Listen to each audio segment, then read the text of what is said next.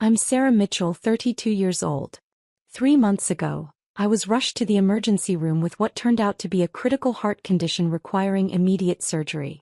My 2-year-old daughter Emma needed someone to watch her while I went under the knife. I called my parents from the ambulance, my voice shaking, my chest feeling like it was being crushed in a vice. "Mom, I need you to come get Emma. They're saying I need emergency heart surgery." "I'm scared." There was a pause. Then my mother's voice came through, ice cold and annoyed. "Sarah, you're always so dramatic about everything. It's probably just anxiety. You know how you get." "Mom, I'm in an ambulance. The paramedic is literally telling me my heart rhythm is dangerously irregular. Please, I just need you to watch Emma for a few hours." "We can't," she said flatly. "Your father and I have plans tonight. We're taking your brother to see Drake. We've had these tickets for months. You know how hard those were to get." I couldn't breathe, and it wasn't just my heart condition. "Mom, I could die. Your granddaughter needs someone too. Stop being so melodramatic. Call one of your friends. We're not canceling our plans because you decided to have a panic attack." The line went dead. I sat there in the back of that ambulance, monitors beeping around me, a paramedic asking if I was okay, and I realized something that should have been obvious years ago. I was completely alone. The two people who were supposed to love me unconditionally had just chosen a concert over their daughter's life. From my gurney in the emergency room with nurses rushing around me and doctors shouting medical terms I didn't understand, I made 2 calls. The first was to Elite Care Services, a professional childcare agency I'd researched months ago but never thought I'd need. Within 20 minutes, a NICU-trained nanny named Patricia arrived at the ER to take Emma home. The second call was to my bank. I transferred $3,800 from my account into a separate savings account. That was the amount I'd been depositing into my parents' account every single month for the last 8 years. They thought it was coming from my brother's investment income. They had no idea it was me. Before I tell you what happened when my parents found out, I need you to understand how I got here. If you're enjoying this story, I'd really appreciate if you could hit that like button. But only if you're genuinely finding value in it. Now let me take you back to where this all started. Growing up, I was always the other one. My brother Marcus was 3 years older, and from the moment he could walk he was destined for greatness, at least according to my parents. He was the football star, the homecoming king, the kid who could do no wrong. I was the quiet one who liked books and spent too much time drawing in notebooks. When Marcus got a B in chemistry, Dad hired him a private tutor and told him he believed in him. When I brought home straight A's, Mom glanced at my report card and said, "Well, that's what we expect." The pattern continued into adulthood. Marcus dropped out of college after 2 years to pursue entrepreneurship, which really meant jumping from one failed business idea to another. My parents funded every venture. They bought him a condo when he was 23. They co-signed for a BMW he couldn't afford. When his ventures inevitably collapsed, they covered his debts without question. Meanwhile, I put myself through nursing school working 3 jobs. I graduated with honors, landed a position at County General Hospital, and bought a small house in a modest neighborhood. My parents came to my graduation but left early because Marcus had a big investor meeting that turned out to be drinks with friends. When I got pregnant with Emma at 29, after my husband died in a construction accident, my parents' response was typically underwhelming. "Well, that's going to make things harder for you," Mom said. No offer to help. No excitement about their first grandchild. Just disappointment that I'd complicated my life. What they didn't know, what they'd never known, was that I'd been supporting them financially for nearly a decade. It started when I was 24. I'd just gotten my first real nursing job with a decent salary. My parents called me one night, which was unusual. They only called when they needed something. "Sarah, we need to talk to you about something serious," Dad said. "We're behind on rent. 3 months behind. We might get evicted." I was shocked. "How did this happen? You both work. Your mother's hours got cut. My back has been acting up, so I've been missing shifts. We just need a little help to get caught up." "How much do you need?" "About $4,000 to get current and cover next month."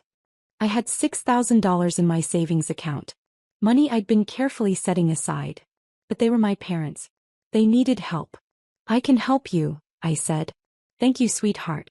We'll pay you back as soon as we're on our feet." They never paid me back. But a month later they called again. Then the next month. And the next. Became a pattern. They needed $800 here, $1,200 there. Always temporary. Always until they got back on their feet.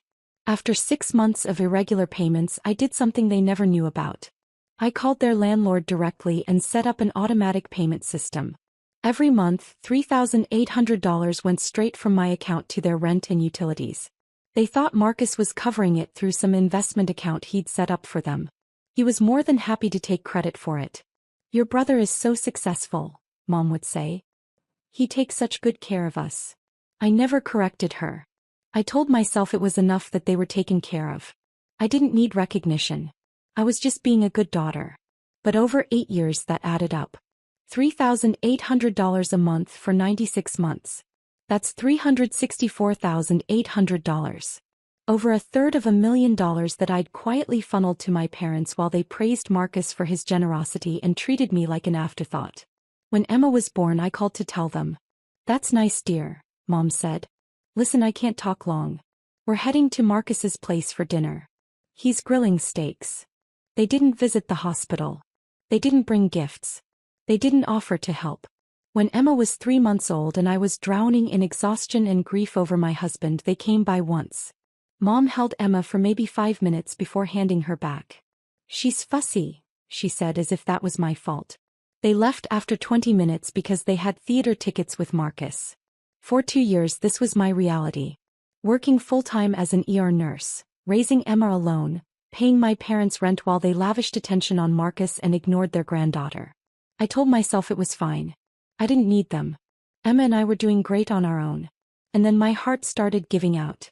It started 3 weeks before the emergency. I was at work in the middle of a shift when I felt my heart skip.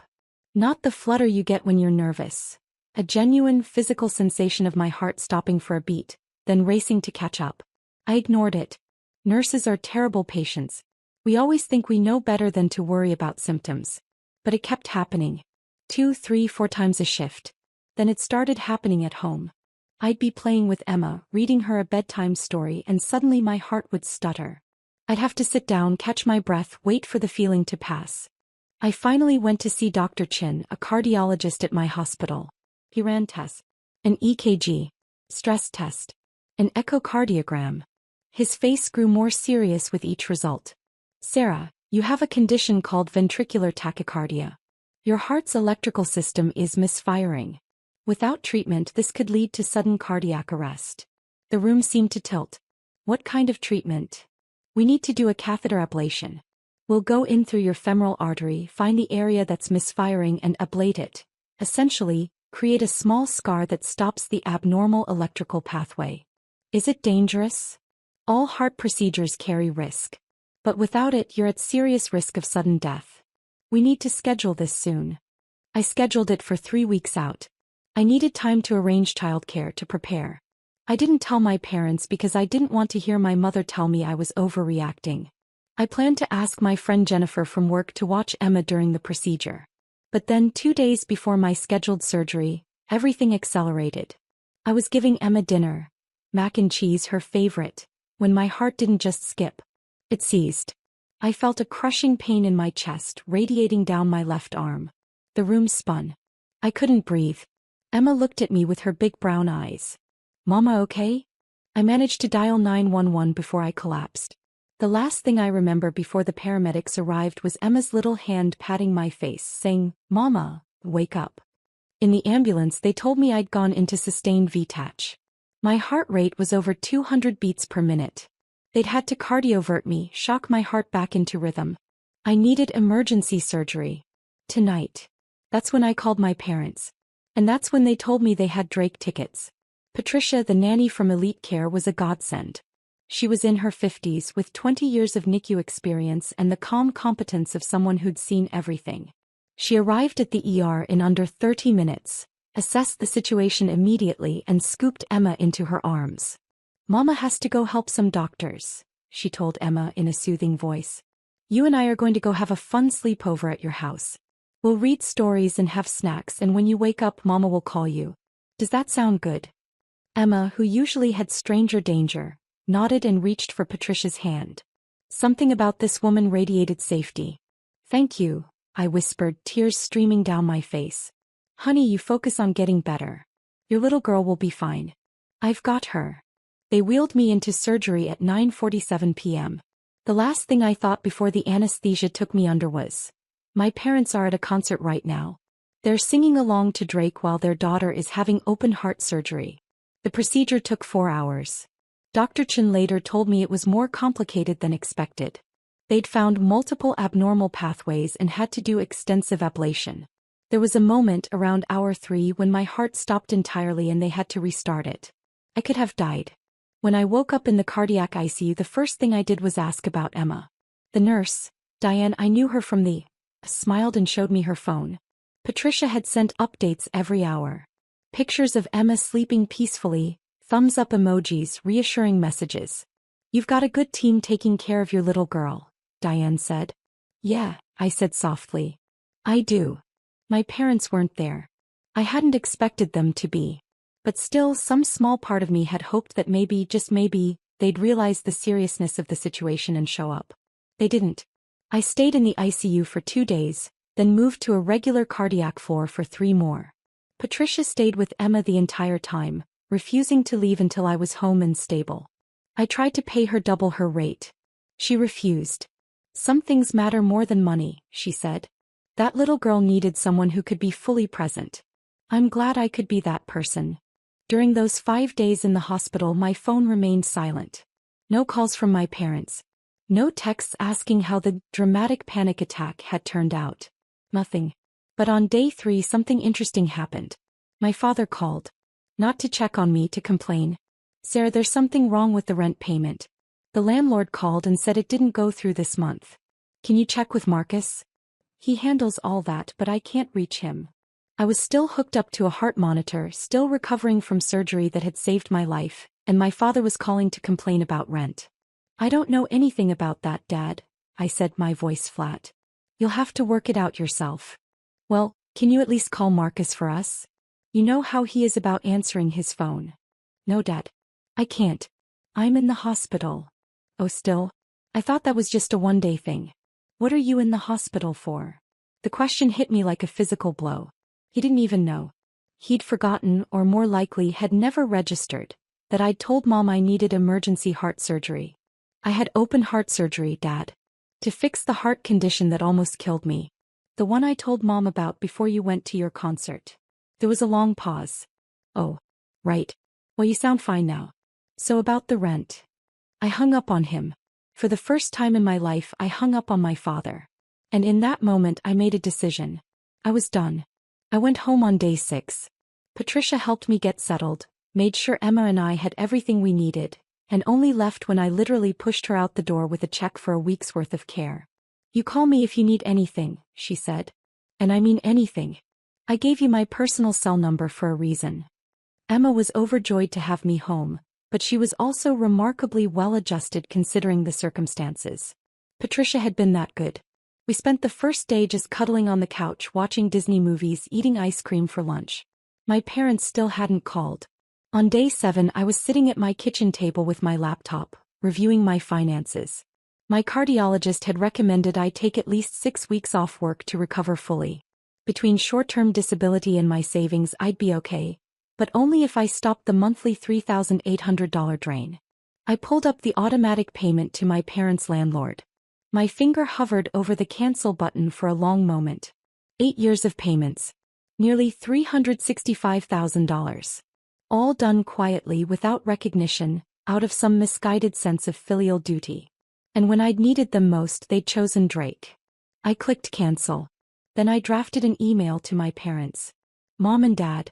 As of today, I'm discontinuing the monthly rent and utility payments I've been making on your behalf for the past 8 years.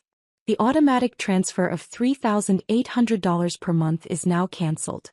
You may be confused by this message as you believed Marcus was covering these expenses. He wasn't. It was always me. For 96 consecutive months, I've paid your rent while working full-time, putting myself through nursing school and later raising my daughter alone after my husband died. During my recent emergency heart surgery that was necessary to save my life, I called you for help with Emma. You refused because you had concert tickets. You didn't call to check on me afterward. You didn't ask if the surgery went well. You didn't ask about your granddaughter. The only call I received was Dad asking me to chase down Marcus about a rent payment that didn't go through. That payment didn't go through because I was in the ICU, recovering from a procedure where my heart stopped and had to be restarted. I've paid $364,800 to support you over the years. I did it quietly because I loved you and wanted to help. But I'm done being invisible while Marcus gets all the credit and all the attention. Going forward, you're on your own. I wish you the best. I read it 3 times. Then I hit send. For the first time in 8 years I felt light. They got the email at 4:37 p.m. on a Tuesday. I know because that's when the calls started. The first call came from my mother at 4:41 p.m. I let it go to voicemail. Sarah, what is this email? What are you talking about? Call me immediately. Second call, 4:43 p.m. Voicemail again. Sarah, this is ridiculous. If you have something to say, you say it to my face, not in some passive-aggressive email. Call me back. Third call, 4:47 p.m. Sarah Mitchell, you pick up this phone right now. We need to talk about this. This accusation you're making. By 6 p.m. I had 17 missed calls. I turned my phone on Do Not Disturb and focused on making Emma dinner. The next morning I woke up to 43 missed calls and 29 text messages. I scrolled through them while drinking my coffee, Emma playing with her blocks on the living room floor. The messages followed a predictable pattern. First, denial. You're obviously confused about something. Marcus handles our finances, not you. Then anger. How dare you make up lies about supporting us? We've never taken a dime from you. Then bargaining. Even if you did help out occasionally, family helps family. That's what you're supposed to do. Then guilt tripping. After everything we've done for you, this is how you repay us? By abandoning us. And finally, panic. Sarah, please. The landlord is demanding the rent. We can't afford this on our own. Please just give us time to figure this out. I didn't respond to any of them. On day 3 post-email, my brother finally called. Marcus had been copied on the email but apparently needed 2 days to process it. This time I answered. Sarah, what the hell is going on? Mom is freaking out. Hi Marcus. How was the Drake concert? What? The concert was fine. Listen, Mom says you're claiming you've been paying their rent for 8 years.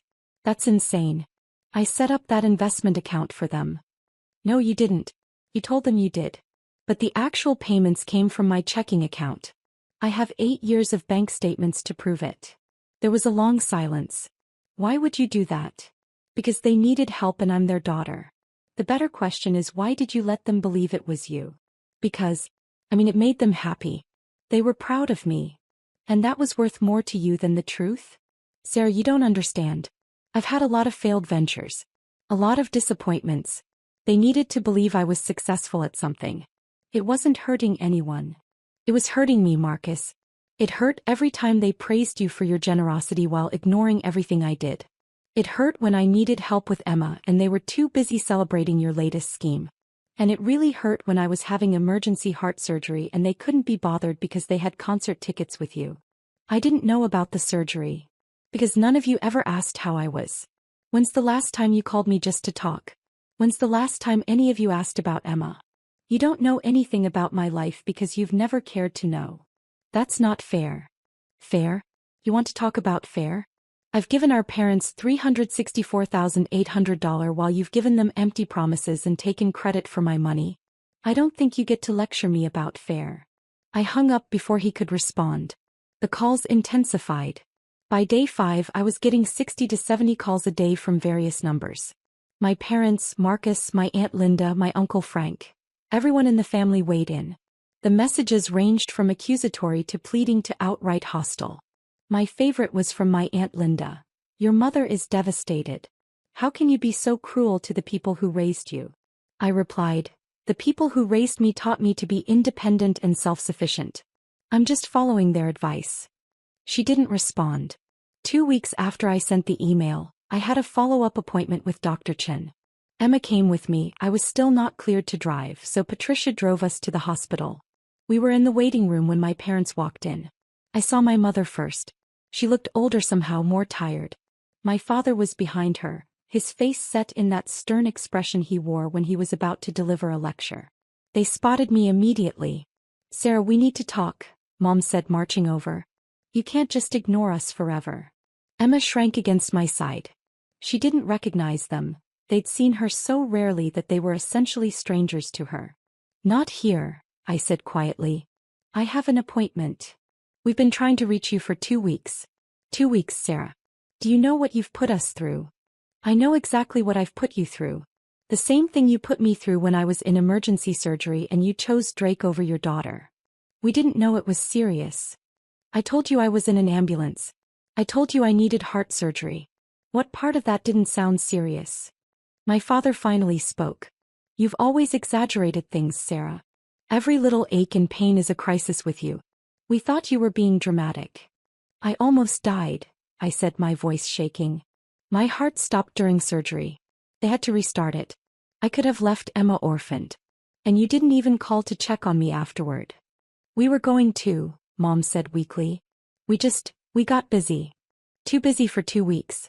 You found time to call me 70 times yesterday about rent money, but you couldn't find time to ask if your daughter survived surgery. A nurse appeared in the doorway. Sarah Mitchell? Dr. Chin is ready for you. I stood, taking Emma's hand. I have to go. We're not finished talking about this, Dad said. Yes, we are. We're finished talking about everything. I started to walk away, but Mom grabbed my arm.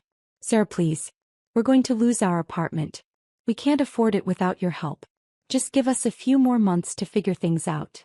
You had 8 years to figure things out. I'm done subsidizing your life while you treat me like I don't exist. But where will we go? What will we do? I don't know, Mom. Maybe Marcus can help. He's the successful one, right? The one who takes such good care of you. I pulled my arm free and followed the nurse down the hallway. Behind me, I could hear my mother's voice rising, calling my name. I didn't look back. Dr. Chen's examination room was quiet and calm. He checked my incisions, reviewed my test results, and smiled. You're healing beautifully. Your heart rhythm is perfect. Whatever you're doing, keep doing it. I cut toxic people out of my life, I said. Turns out that's good for cardiac health. He laughed. Best medicine there is. When we finished, Patricia was waiting in the hall with Emma. But there was someone else with them. Dr. Morrison, the ER physician who'd been on duty the night I came in. Sarah, he said warmly. Good to see you up and walking. How are you feeling? Much better, thank you. You saved my life that night. We all did our jobs.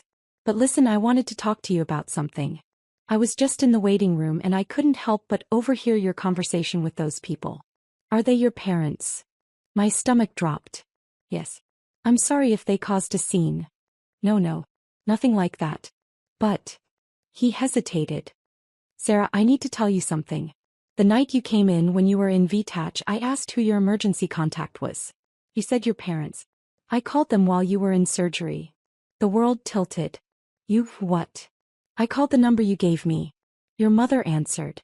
I identified myself as an ER physician at County General and told her you were in critical condition, undergoing emergency cardiac surgery, and that she should come to the hospital immediately.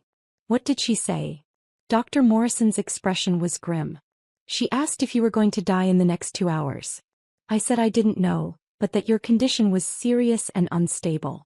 She said, and I quote, well, if she's still alive in 2 hours, I'll think about coming by tomorrow. We have plans tonight. Then she hung up. The room spun. I sat down hard on a bench in the hallway. I documented the call in your chart, Dr. Morrison continued. I've been a physician for 23 years and I have never, not once, had a family member respond that way to a life-threatening emergency. I wanted you to know because I heard them in the waiting room saying they didn't know it was serious. They knew, Sarah. They absolutely knew, and they chose not to come. Patricia's hand was on my shoulder, steadying me. Emma was in her arms, playing with her necklace, oblivious.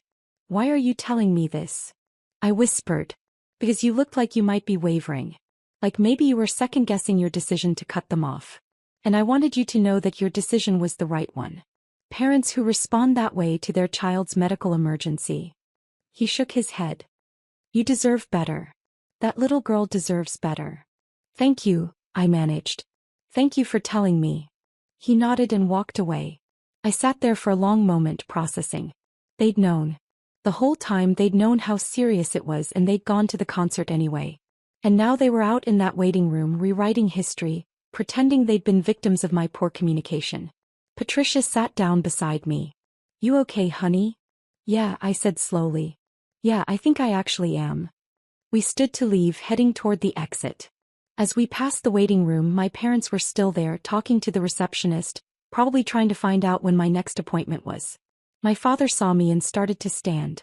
I met his eyes and shook my head once. He froze.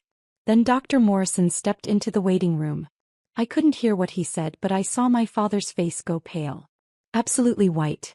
His hands started to shake. My mother's eyes went wide. Dr. Morrison was reading from a chart. My chart, I realized. He was telling them exactly what he'd told me. About the phone call. About my mother's response. About the documentation. I didn't stay to see the rest. Patricia, Emma, and I walked out the main entrance into the bright afternoon sun. "Where to now?" Patricia asked. I looked down at Emma, who was smiling up at me, reaching for my hand. "Home," I said. "We're going home." The calls continued for 6 weeks, but with diminishing frequency. At first it was 80-90 times a day from various numbers. Then 50. Then 20. Eventually they trailed off to nothing.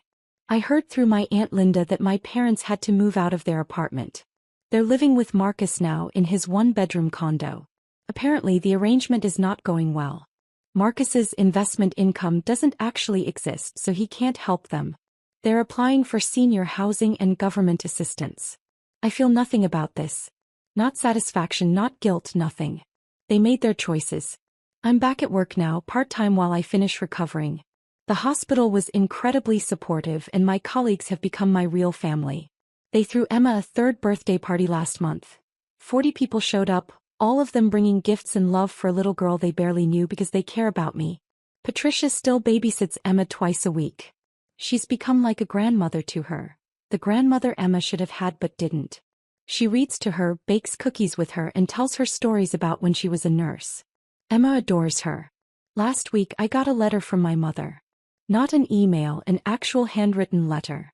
I almost threw it away without reading it, but curiosity got the better of me. "Dear Sarah, I've spent 3 months thinking about what to say to you. Your father says we should forget about you and move on. Marcus says you'll come around eventually. But I know better. I know what we did. I know we chose wrong. That night when the doctor called, I told myself you'd be fine. You're always fine. You're strong and capable, and you don't really need us. That's what I told myself. But the truth is I was angry. Angry that you were interrupting our plans. Angry that you always seemed to need something. Angry that you weren't Marcus, easy, charming, successful Marcus who never asked for anything. I didn't realize until much later that you never asked for anything because we taught you that asking was pointless. The doctor told us what I said on the phone. He told us that your heart stopped during surgery. He told us you could have died and we weren't there. Your father hasn't been the same since. He doesn't say it, but I know he thinks about it. What if you had died? What if Emma had grown up without a mother because we wanted to see a concert? I can't undo it. I can't go back and make different choices. All I can do is tell you that I'm sorry and that I know sorry isn't enough. I don't expect you to forgive me. I don't expect you to let us back into your life. I just wanted you to know that I see it now. I see what we did to you and I'm ashamed. Love, Mom. I read it twice. Then I folded it carefully and put it in a drawer. Maybe someday I'll feel something when I read it. Maybe someday the apology will matter. But today it doesn't. Today I have a life to live and a daughter to raise. And I'm doing both without the people who taught me I wasn't worth showing up for. Emma runs into the kitchen, her little feet pattering on the tile. Mama, can we go to the park? Absolutely, I say, scooping her into my arms. Let's go. As we walk to the park, Emma's hand in mine, I think about what I've learned. I learned that family isn't just blood. It's the people who show up when you need them. It's Patricia who dropped everything to care for a stranger's child. It's Dr. Morrison who made sure I knew the truth. It's my coworkers who've become my support system. I learned that being a good person doesn't mean being a doormat. I spent 8 years trying to earn my parents' love through financial support, and all I got was taken for granted. And I learned that some relationships aren't worth saving. Not every family member deserves a place in your life, and walking away from toxicity isn't cruel. It's self-preservation. My phone buzzes. It's a text from Patricia. Dinner at my place Sunday? I'm making pot roast. Emma can help me bake cookies. I text back, we'll be there. This is my family now. The one I chose. The one that chose me back. And my heart, my literal physical heart and my emotional one, has never been healthier. 6 months after the surgery, I ran into my brother at a grocery store. He was alone, looking tired and older than his 35 years. Sarah, he said, surprised. Hey, Marcus. An awkward silence hung between us. How's Emma? He finally asked. She's great. Growing like a weed. Good. That's good. Another pause. Look, I know you don't want to hear from any of us, but I wanted to say I'm sorry. For taking credit for helping Mom and Dad. For not standing up for you. For all of it. I studied his face, looking for signs of manipulation or insincerity. I didn't find any. Okay, I said simply. Is there any chance we could, I don't know, get coffee sometime? Try to rebuild something. I thought about it. Really thought about it. Then I shook my head.